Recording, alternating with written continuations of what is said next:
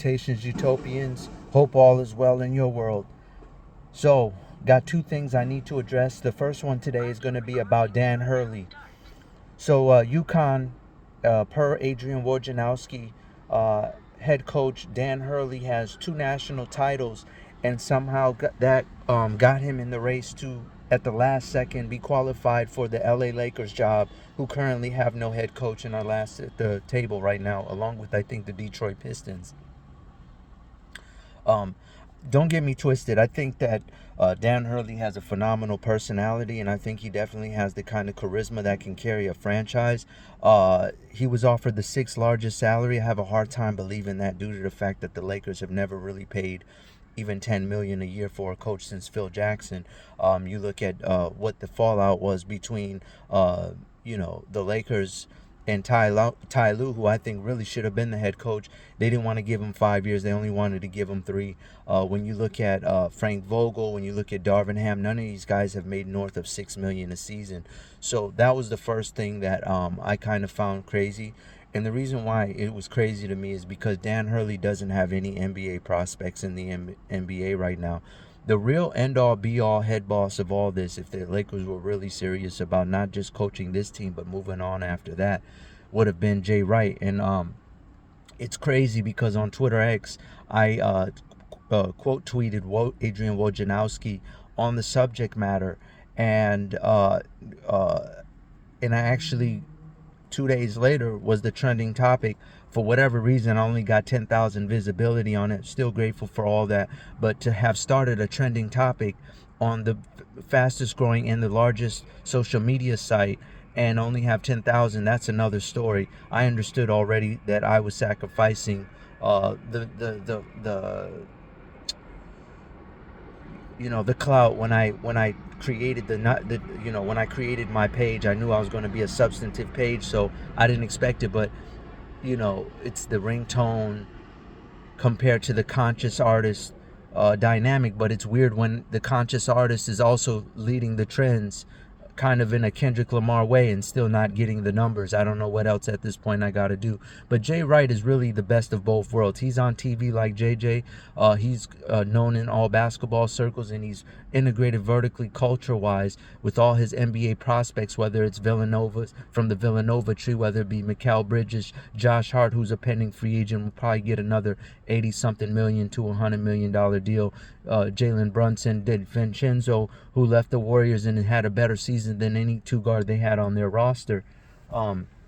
It's just kind of crazy that you're looking at this all undergo and unfold, and Jay Wright returns to UConn. Thought I'd see the day where the Lakers are being used as a leverage piece in negotiation, because my understanding is JJ's trying to get a little bit north of more than $6 million.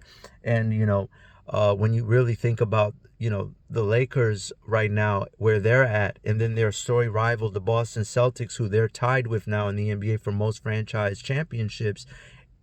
And don't get me wrong, they can change their destiny, but the cliff dive is crazy. You're relying on a 38-year-old in LeBron and a guy in Anthony Davis who physically is of equivalent to a 38-year-old. And so, to me, it's just kind of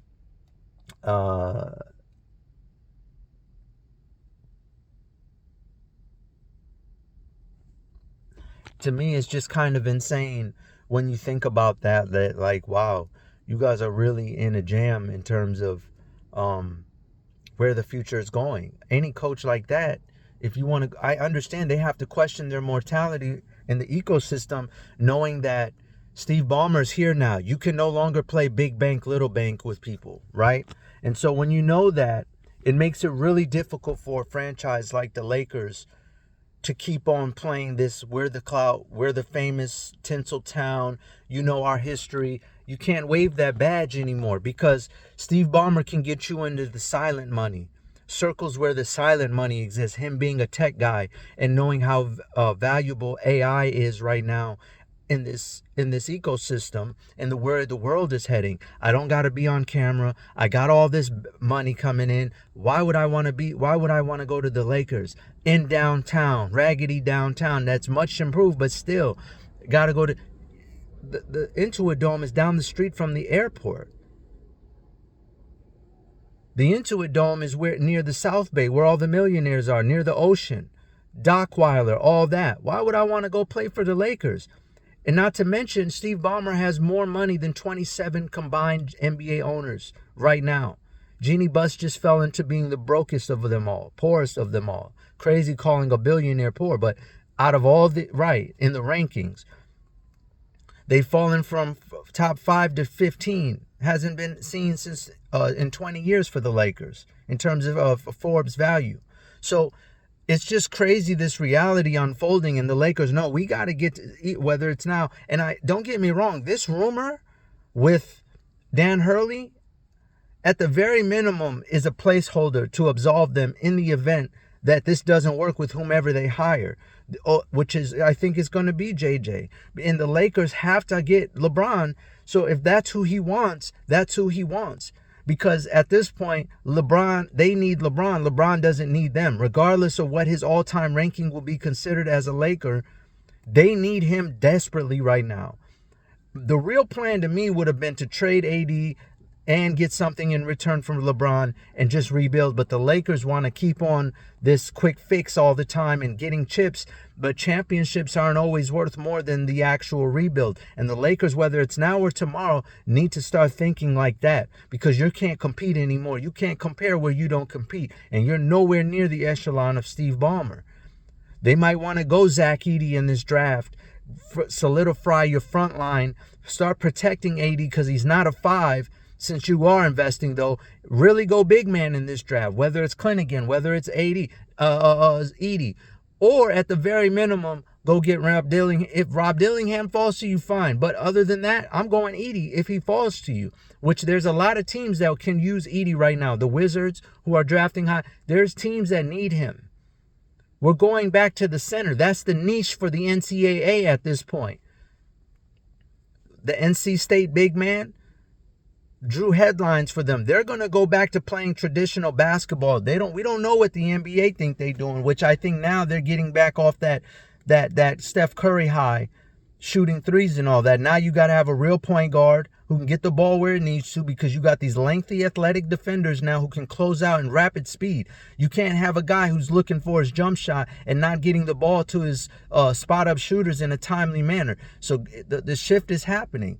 Floor generals and guys who can score on all 3 levels, not just 2. So with the Lakers, it's going to be a real situation right now where if you get JJ, you probably land a DeRozan on a respectable deal, something like that. That's okay, but they need to make sure they get Edey if they're going to draft Bronny, but solidify that front line. They're in a very, very odd place. But the Dan Hurley thing is come and gone. At the end of the day, they didn't miss out on anything. I don't think Hurley is a good fit for the Lakers. He needs a young crew that he can be influential to. It would be an odd fit like Vogel. You can't get a college coach right now when you got AD and LeBron after all those years of basketball. They're not going to take orders from that. So, you know what? Next thing you know, all they can do is just move on. All right, Utopians, all the best. Cheers.